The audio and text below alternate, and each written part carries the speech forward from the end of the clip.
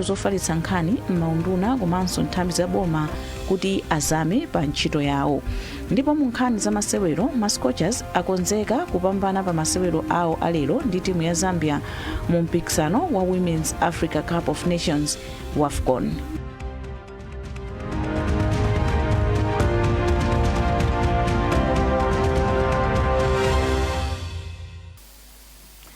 Tiyembe nkhani zathu ndi nkhani yomwe ikuti wachiwiri wina kwa mtsogoleri wa dziko lino Nkhani wakumana ndi mtsogoleri wa bungwe la International Labour Organization pa fundo zokhudza kulemba anthu ntchito komanso kukhazikitsa mfundo zoyenera zothandizira anthu ogwira ntchito.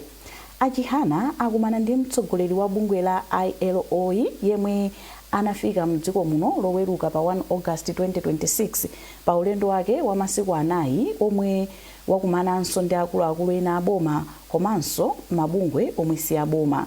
Nkhani atsindika kuti boma ligwira ntchito ndi bungweli pothana ndi mavuto ena okhudza ntchito mdziko muno. Zambiri mu ripoti ili la Trust Office.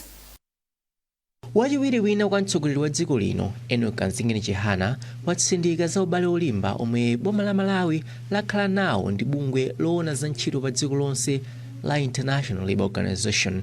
Iwo ati izi zithandizira dziko lino kuchita bwino magawo osiyanasiyana okhudza kutsatira malamulo oyenera apa ntchito.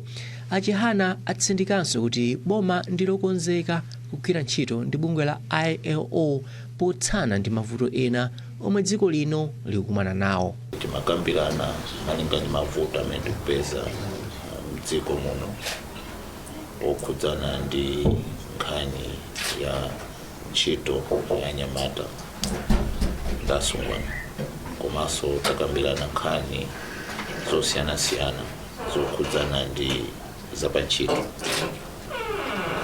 komanso nkhani takambirana nkhani imene tonse tikudziwa kuti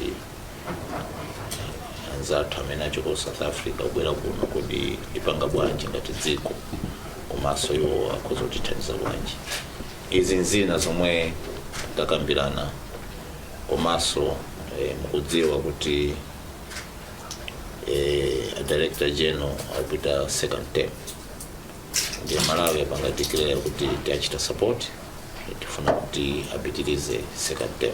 Ndipo mkulu wa bungwe la International Labour Organization Gilbert Hongbo wati bungwe la ILO lipitirira kugwira ntchito ndi boma la Malawi pokonza malamulo ena okhudza anthu apa ntchito. Hongbo omwe ndi mtsogoleri wa 11 amaliza ulendo wawo wa masiku anayi mdziko muno pamene akubwereranso kulikulu la bungwe la International Labour Organization mdziko la Switzerland. Trust Office, MBC, Lilongwe. Boma lalimbikitsa ogwira ntchito zofalitsa nkhani m'maunduna komanso nthambi za boma kuti azame pa ntchito yawo kuti anthu aziwe ntchito za chitukuko chosiyanasiyana chomwe boma likuchita. Nduna ya zofalitsa nkhani a Shadrack Namalomba ayankhula izi kusalima pamene amatsegulira maphunziro a akuluakulu ogwira ntchito yofalitsa nkhani m'maunduna komanso nthambi za boma. Owen Mavula ali ndi ripoti. Polankhula mboma la Salima pamene amatsegulira maphunzirowa, Namalomba anati maphunzirowa achitika mu nthawi yake pamene ntchito zofalitsa uthenga zili gawo limodzi lofunikira kwambiri pa nkhani ya chitukuko komanso kuthandizira kuti anthu akhale ndi chikhulupiriro pa ntchito zomwe adindo akugwira. Ndunayi yati izi zili chomwechi chifukwa masiku ano ntchito zomwe adindo akugwira sizikungolondolozedwa potengera mlozo wa chitukuko, koma kuti anthu ena amatsatira bwino ntchitozi kudzera mu ndondomeko yabwino yoperekera uthenga. Pamenepa ndunayi yalimbikitsa onse ogwira ntchito yofalitsa nkhani m'maunduna komanso nthambi za boma kuti akhale ndi chidwi chomvetsetsa ndondomeko za chitukuko cha boma kuti akhale ndi kuthekera kofotokozera anthu momveka bwino. Iwowa ndi amene amakhala pamene kukafotokozera anthu kumudzi kuja, komanso ngati kumudzi kuja anthu akutera kuti yayi ifetu kumudzi kuno kuli njala, kumudzi kuno madzi si abwino, kumudzi kuno ayi tikuphinyidwa zosiyanasiyana ngati izi. Iwo ajaso anenaso kutenga uthenga umene uja kuupereka ku boma. Akamaupereka uthenga uja osausinthasintha ukhale uthenga umene Malawi kumudziko afotokozera komanso ngati uthenga choka kuboma akayankha boma likayankha liyankheso asawuzimbayitsa asakhotetse kuti izi zitheke kuti azipanga zimenezi pakufunika ndithu akhale ndi ukadaulo wabwino. Mmodzi mwa omwe achita nawo maphunzirowa Mary Makiringa yemwe ndi ofalitsa nkhani za khonsolo ya Balaka wati maphunzirowa amuthandizira kuzama pa ntchito yake. Ine ndinachita ntchito ngati Nkhani ndimangochitapo malingana ndi luso lomwe ndili nalo ndiye kubwera kwa kumkumano umenewu kundithandiza kwambiri ife ndikhale ndikudziwa mmene ndingachitire ife ngati maphera awozi chomwe timadziwa nchokuti tikungoyenera kugwira ntchito limodzi ndi anthu akudera komanso kugwira limodzi ndi atolankhani amene ali ku district imeneyo koma taphunzirapo kuti sizokhazo komanso tikuyenera kukhala penepo kuthandizira boma kukwaniritsa zolinga zake. Maphunzirowa achitika potsindika kwambiri kufunika kolimbikitsa kupereka uthenga osiyanasiyana pa chitukuko cha dziko. Owen Mavula, MBC, Salima. Mkulu oweruza milandu ku bwalo lalikulu ku Lilongwe Justice Fiona Mwale walangiza mipingo mdziko muno kuti idzikana kulandira ndalama kapena mphatso zomwe ndizochokera ku ntchito zakatangale. Iwo ayankhula izi ku Lilongwe pamwambo okumbukira kuti parish ya St Peters ya mpingo wa Anglican mu diocese ya Lake Malawi yakwanitsa zaka 75 chikhazikitsileni. Justice Mwale ati mipingo ikuyenera kukhala patsogolo kuthana ndi katangale ndi ziphuphu posavomereza kulandira ndalama zokayikitsa. Mwaitu modzi ali ndi zambiri mu ripoti ili. Justice Mwale anati mipingo ikuyenera kuyima pa choonadi pa nkhani ya katangale ndi ziphuphu. Kutengera pa ulaliki umene unalalikidwa lero anatitsindikizira kuti Malawi muno gulu limene lachuluka ndi akhristu. Tikawerengera pa chiwerengero cha anthu amene tilipo ambiri ndi akhristu. Komano tikumadandaula kuti chinyengo chachuluka mmalo ogwira ntchito. Saka kutanthauza kuti anthu amene akugwira ntchito amene akupanga chinyengo ndi akhristu chifukwa ndi amene achuluka Malawi muno. Ndepa kusonyeza kuti akhristu sitikugwira ntchito yathu, sitikutsatira chiphunzitso chathu mokwanira. Tikuba komanso tikubweretsa ndalama zimene tikubazo mu chalichi zinthu zimene sizoyenera. Ndiye ndinapemphako kuti tiyeni tizithandizana, tiziyang'anana kuti ngati ukuona kuti nzako akuyenda njira zosaoneka kuli bwino kumubwezera munthu kuja kunena kuti njira zimene si njira zimene tikuyenera kukhala nazo ngati ife akhristu. Chifukwa mchitidwe wathu ndi umene anthu amaona osati zimene timayankhula koma mmene timachitira. Mipingo izikana ngati anthu akubweretsa ndalama ku chechi zoti mukuzidabwa musalandire, tisamange chalichi pa ndalama zimene sizili zoyenera kubwera ku chalichi. Poyankhulapo mwambo mtsogoleri wa diocese ya Lake Malawi ya mpingo wa Anglican Bishop Daniel Kalonga wagwirizana ndi Justice Mwale kuti mkachisi msakhale mosungira ndalama zomwe anthu akupeza mwachinyengo. Anthu tisiye chitidwe wadani wakatangale ndipo kuli bwino kukhala pa umphawi kusiyana nupanga practice zimene zikamena kuzipanga entertain uzikondwere uziyamikira kapena uzikakamiza kuti sizichitika fanya kuti mwina atimangira chali chipena pake koma zatengedwa ku corruption zimenezo sizabwino because amasangalala na ochepa pamene gulu lalikulu la anthu limakhala likuvutika m'midziko ena akufa chifukwa chosoweka panado ku chipatala ena akusoweka thandizo linali lonse ana akulephera kukhala ndi sukulu zabwino fanya kuti anthu ena ochepa atenga akapereka ku chalichi. So mpingo achalichi siliko kusakhala ngati dumping site kotayira zinthu zimene zikuchitika zolakwika ife tiyenera time pa choonadi cha Mulungu kunena kuti dziko tili konse tilikonde. Bishop Kalonga ati zaka 75 za mpingo wa St Peters Anglican zakhala zopambana polingalira ntchito ya chifundo ndi maphunziro omwe mpingowu wakhala ukupereka. Kudzera mu mpingo umenewu wabala mipingo yosiyanasiyana imene ikuthandiza pa chitukuko chosiyanasiyana cha dziko phatikizapo kuthandiza anthu ovutika m'midzimu njira zosiyanasiyana. Komanso kudzera mu mpingo umenewu umene udayamba ku Lilongwe kuno tili pakali pano onyadira kukhala ndi university yathu Lake Malawi Anglican University imene yabadwa chifukwa cha influence ya maparishi amene ali muno ku Lilongwe. Choncho tupanga contribute kwambiri kudzera mu university imeneyi popereka maphunziro apamwamba kuonjezera pa maphunziro a secondary school amene timachita amene tili nawonso ndi ma primary schools. Mpingo wa St Peters Anglican ndi umodzi mwa mipingo yomwe ndi yakale kwambiri mu diocese ya Lake Malawi ya mpingo wa Anglican. Mutu wa chikondwerechi unali womangidwa pa chisomo wozika mizu mukuyamikira. Mwaitu modzi MBC Lilongwe. kampani yopanga shuga ya Ilovo Sugar Malawi yapereka mateyala a galimoto a ndalama zoposa 5 miliyoni kwacha ku nduna yoona zaumoyo ku chigawo cha zaumoyo chakumwera kumadzulo. Anapereka katunduyo ndi mkulu wofalitsa nkhani za kampani ya Ilovo a Olive Mtambo. Charles Pensulo walemba ripoti ili.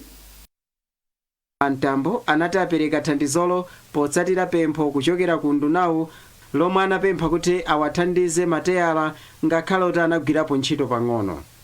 Komabe Mtambo anati kampaniyo inaganiza zopereka mateyala atsopanowo poganiziranso chitetezo cha pansewu. Iwo anatinso mabizinesi kuti apite patsogolo pamafunika kugwira ntchito komanso dziko la thanzi zomwenso ndizothandiza pa chitukuko cha dziko lino. Ifeyo timati timakhulupirira thriving Malawian community chimene tikuthandiza pamenepo nchokuti ifeyo tituke ngati kampani tikuyenera kuperekapo kagawo pa region zimene zikuchita pa fuko lathu lino la Malawi. Ndiyeno chifukwa cha zimenezozo tikuona kuti zitheke zimafunikira kuti anthu akhale athanzi ndithu ndi zimafunikira kugwirana ndi manja ndi a Ministry of Health kuti zimenezo zichitike. Landira thandizolo mmodzi mwa akuluakulu ku nduna za umoyo Dr. Malangizo Mbewe anayamikira kampani ya Ilovo Sugar chifukwa cha thandizolo ndipo anati galimoto zawo zambiri zikufunika kuzikonza. Dr. Mbewe anapemphanso ena akufuna kwabwino kuti agwirane manja ndi undunawu popititsa patsogolo ntchito za umoyo. Tili ndi challenge more especially ngati zone ino nkhani ya maintenance ya magalimoto even matayala magalimoto kuti athe kugwiritsa ntchito akamagwira ntchito zawo zopanga zothandiza ma districts. So support imene Ilovo apereka ndithu itithandiza kwambiri kuti the office team yapano ithe kuzungulira bwino ndi kupanga support ma district athu pankhani za umoyo. Chigawo cha zaumoyo chakumwera chili ndi maboma 7 omwe ndi Blantyre, Chiradzulu, Mwanza, Neno, Cholo, Chikwawa ndi Nsanje. Charles Pensulo, MBC, Blantyre. Mukonera nkhanizi kuchokera kuno ku MBC tentonenso mitu yake.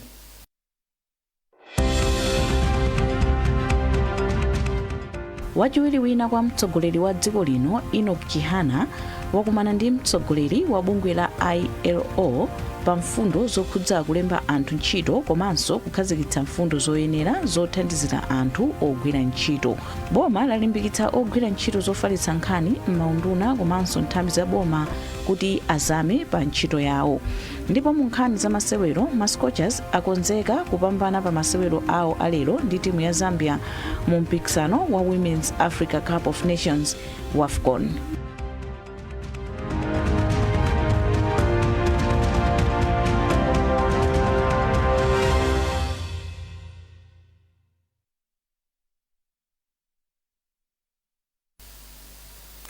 Takulandiranso mu nkhani zathu.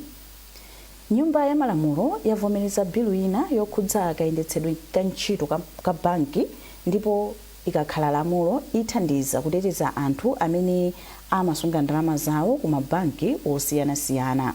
Popereka biluyo mu nyumba ya malamulo nduna ya zachuma a Joseph Mwanamveka ati kunali kofunika kuti dziko lino likhale ndi lamulo lokhudza mabanki logwirizana ndi momwe maiko ena amachitira. Isaac Jali wafika ndi ripoti. Popereka biloyo nyumba ya malamulo nduna ya zachuma a Joseph Mwanamveka anati cholinga cha biloyo kuteteza anthu amene amasunga ndalama ku banki makamaka pa nthawi imene banki ikuyenda mwapendapenda mcholinga choti anthu ndalama zawo zisatayike. Biloyo ikakhala lamulo a Reserve Bank of Malawi akhala ndi mphamvu zoganiza kuti mwina bankiyo ithandizidwe ndi mpamba wonjezera kapena kuti bankiyo igulitsidwe mcholinga choti ndalama zimene anthu akhala akusunga zisawonongeke. Pamene tapanga present parliament loli alipo amagulu awiri. Pali bill yoyamba imene tapanga present mati banking amendment bill. Bill imene ijai ifuna kuteteza anthu amene asunga ndalama ku bank ma depositors. Pamene mwina banki yo yafika kuti mwina ifuna kusekedwa. Ifuna kuteteza amene asunga ndalama ma depositors komanso kuteteza ma shareholders. Zipani zotsutsa boma monga Malawi Congress MCP komanso UTM onse agwirizana ndi biloyo atikamba kuti yatsamira kwambiri poteteza munthu amene amasunga ndalama ku banki. nyumba ya malamulo yavomerezanso biro ina imene akuyinena kuti financial services, yomwe cholinga chake nchoti ndalama zimene zimangokhala zimene eni ake sadziwika zizisungidwa ku akaunti ya boma kufikira pa nthawi imene mwini wake wa ndalamazo wadziwika. Polankhula m'malo mwa chipani chotsutsa boma cha Malawi Congress MCP, mneneri wa chipanicho pa nkhani zachuma apita Dimba ayamika boma, atikamba kuti zimenezi zilimbikitsa mchitidwe oti mabungwe osunga ndalama za anthu azichita zinthu poyera. Mabiro angapo amene adutsa ndi mchachikulu chimene chinali mabiro amenewa ndichonena kuti ndalama zimene zimapezeka kunena kuti zilibe aini yake, mwina kani mabanki, masako, even pamene makampani akutesedwa upangidwa liquidate, ndalama zimene zimatsala kumene kuchako panalibe malamulo eni ndondomeko zeni kuti zimene zingatsatidwe kuti ndalama zimene zijazo zitani. Nyumba ya malamulo yavomerezanso biro ina imene ikutchedwa microfinance amendment, yomwe cholinga chake nkuti ndalamaso zina zimene zimangokhala ku mabungwe amene amasunga ndalama za anthu monga masako ndi mabungwe ena zizipita ku akaunti namba 1 ya boma kufikira pamene mwini wake weniweni wa ndalamazo atadziwika. Zokambirana za phungu zamba zayimakaye kufikira lachitatu 2 koloko masana. Isaac Jali, MBC, Lilongwe. Hotelo ya Lilongwe posachedwa apa ikhala yosinthika kamba kakuti kampani ya Sunbed ikukuza kuonjezera zinthu zosiyanasiyana pa malowa. Polankhula atayendera momwe ntchito ikuyendera, mlembi wamkulu mu nduna wa zamalonda ndi zokopa alendo a Whiskers Mkombezi anati pamene ntchito za zokopa alendo zikukula mdziko muno pakufunikanso kuchita zinthu zimene zingathandize kukopa alendo ochuluka. Patrick Dambula wadza ndi ripoti. Kampani ya Sunbed Tourism ili nkati mogwira ntchito zosiyanasiyana zokonzanso hotelo ya Lilongwe. Hotelo ya Lilongwe adayikhazikitsa nzaka za 1950 ndipo ndi imodzi mwa malo okopa alendo akale mu mzinda wa Lilongwe. Ntchitoyi ikukhudza kukonza malo oyimikirapo galimoto, kukonza zipata zolowera ndi kutulukira, komanso kukonza malo ofikira alendo kapena kuti reception pambali pomanga maofesi atsopano. Mwazinanso pamalopa akumangapo chipinda chochitira misonkhano mene mudzalowa anthu okwana 120 komanso chipinda chodyera chokwanira anthu 200. Ntchito yokonzanso hotelo ya Lilongwe idayamba mu Januwale chaka chino, ndipo pano pamene patha miyezi 5 mlembi wamkulu mu nduna wa zamalonda ndi zokopa alendo a Whiskers Mkombezi anapita kumalowo kuti akaone mmene zinthu zilili. Mkombezi anati ali ndi chikhulupiriro kuti ntchito yonse ikatha pamalowa zidzathandiza kukweza ntchito zokopa alendo. Mukakumbuka nthawi imene kunali COVID, demand inatsika makamaka chifukwa cha mamesha omwe analipo kuti tithane ndi nthenda ichi. Kutha kwa COVID kwapangisa kuti demand ya nkhani zokopa alendo iyambe kukweranso. Kuyambira domestic demand anthu amalawi ene ake muno mdziko, komanso alendo amene amabwera kuchokera kunja, ma numbers akwera. Ndi zimenezo zikuti pasa chiyembekezo kuti ntchito zokopa alendo zikunka zipita pasogolo mdziko muno. Komanso tikaonesesa anzathu amene ama business amene akufuna kuchita invest mu tourism sector, zikuti pasa chiyembekezo chabwino kwa basi kuti sector imeneyi ithandizira kukwera kwa chuma cha dziko lino. Malingana ndi mkulu wa Sunbed Tourism a Samson Mwale, ntchito iyi cholinga chake nkufuna kuti hotela ya Lilongwe ioneke mwa makono molingana ndi kusintha kwa zinthu. Pamalo pano chinachititsa kuti tikonze ndi kuyesesa kuti anthu alendo athu zofuna zawo zikukwaniritsidwa. Monga muziwa malo oti mmagona alendo amafunika kuwakonza pafupi. So nthawi ni nthawi timaonanso timaunikira kuona malo athu kuti akhale abwinobwino oti alendo athu akhoza kusangalala nawo. Sunbed Tourism ndiyo ikupereka ndalama zokonzeranso hotela ya Lilongwe, ndipo ndalama zonse zogwirira ntchitoyi zikwana 13 biliyoni kwacha. Pali chiyembekezo chakuti hotelo ya Lilongwe idzaoneka mosinthika ukamadzafika mwezi wa Disemba chaka chino pamene ntchito yonse idzakhale itatha. Patrick Dambula, MBC, Lilongwe. Nkhani za msangulutso.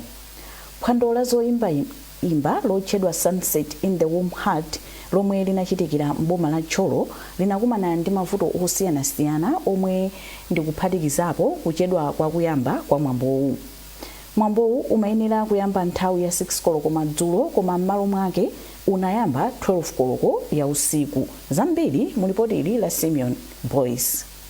Phwando la zoyimbayimba la Sunset in the Warm Heart linali lapamwamba pokuti nthawi pomwe imakwana 8 koloko kumalo a Game Haven kucholo kunali kutadzadza anthu. Ena mwa anthu omwe anabwera ku phwandoli nkuphatikizapo nduna yoona zokopa alendo a Simon Itaye, aphungu a nyumba ya malamulo, akuluakulu a boma ndi anthu osiyanasiyana. Koma chokhumudwitsa chinali chakuti mwambo wa zoyimbayimbawo unachedwa kuyamba pomwe anthu amagwiragwira zipangizo kuti ayambe kuyimba komanso kumadutsa mphepo yozizira. Chokhumudwitsa chinanso chinali chokuti anthu ena oyimba a mdziko muno omwe amayenera kuyimba kumwambowu sanayimbe kupatula Magi Kadram yemwe anayimba nyimbo zitatu. Poonetsa kukhumudwa, anthu ena anayamba kukuwa ndipo anthu ena ananyamuka kumapita. Koma komwe Brian McKnight anabwera pa stage nkudzayamba kuyimba, zonse zinasintha.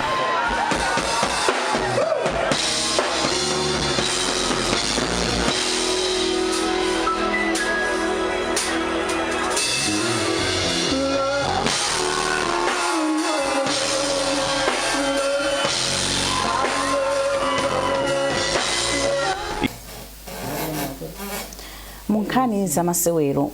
Mphunzitsi wa timu ya dziko lino ya mpira wa miyendo ya atsikana ya Scorchers Love Fazili wati timuyi ipita ndi mtima opambana m'masewero alero ndi Zambia.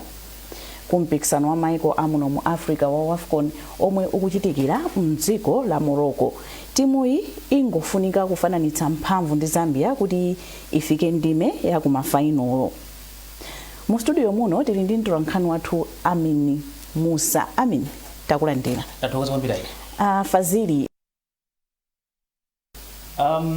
timu iyi imene akambira kuti ikwena kupambana komano ngati sapambane at least ukhale draw kamene kuti fananitse mphamvu.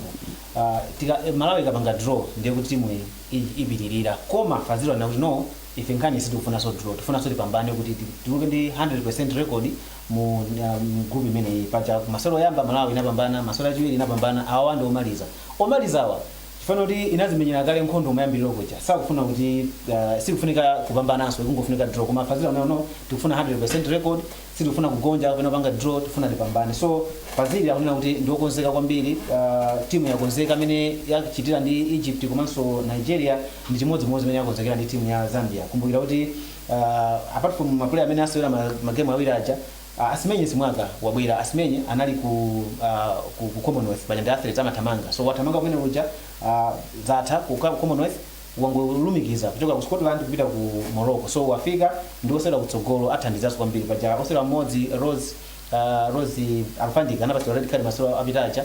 Komabe anena kuti kubwera kwa Asimenye simwaka ukhangati angopanga replace Rose amene amasana red card. So akuti ndi okonzeka, Amalawi alimbe mtima, Amalawi akhale ndi chikhulupiriro kuti mene anayambira ndi Nigeria komanso Egypt ziteka pa Zambia. Mwayi ogonjetsa Zambia ndi otani? Ndi ovutirapo, chifukwa singangonena kuti masewero ndi ophweka. Kunena zona masewero samakhala ophweka musanamenye, amaphweka mukamenya.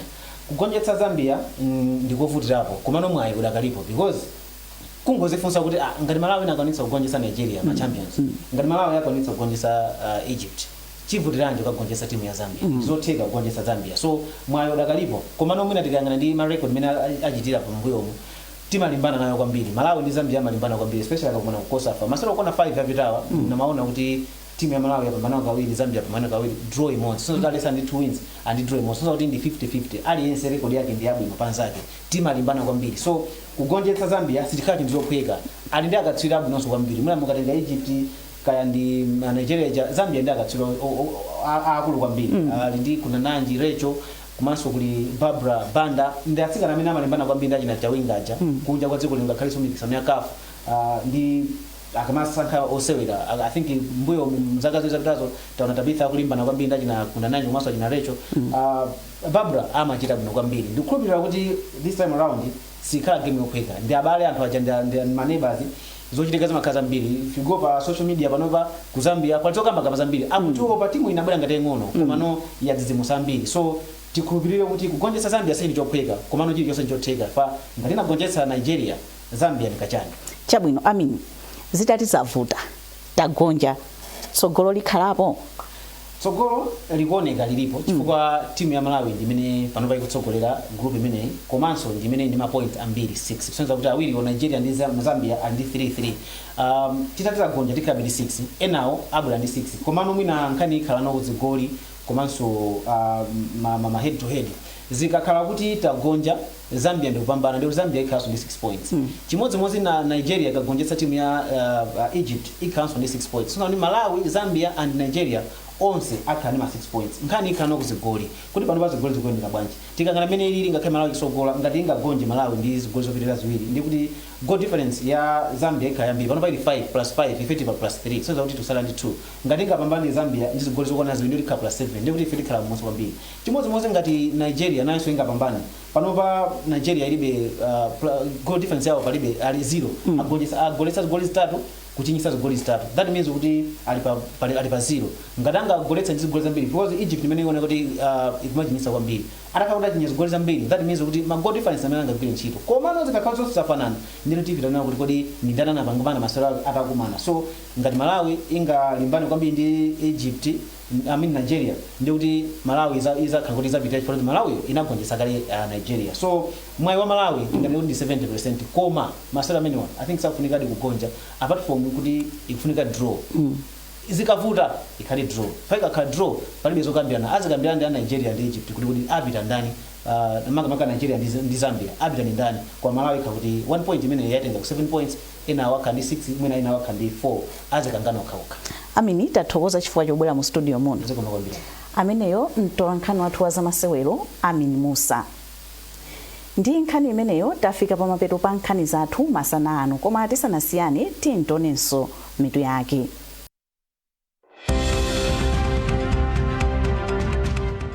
wachiwiri wina kwa mtsogoleri wa dziko lino Nkhani wakumana ndi mtsogoleri wa bungwe la ILO pa mfundo zokhudza kulemba anthu ntchito komanso kukhazikitsa mfundo zoyenera zothandizira anthu ogwira ntchito boma lalimbikitsa ogwira ntchito zofalitsa nkhani m'maunduna komanso nthambi za boma kuti azame pa ntchito yawo ndipo mu nkhani za masewero ma Scorchers akonzeka kupambana pa masewero awo alero ndi timu ya Zambia mu mpikisano wa Women's Africa Cup of Nations WAFCON.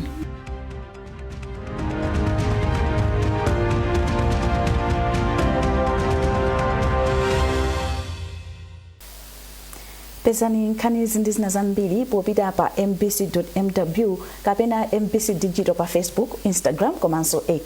Munali ndine Aida Chiwaya, masana abwino.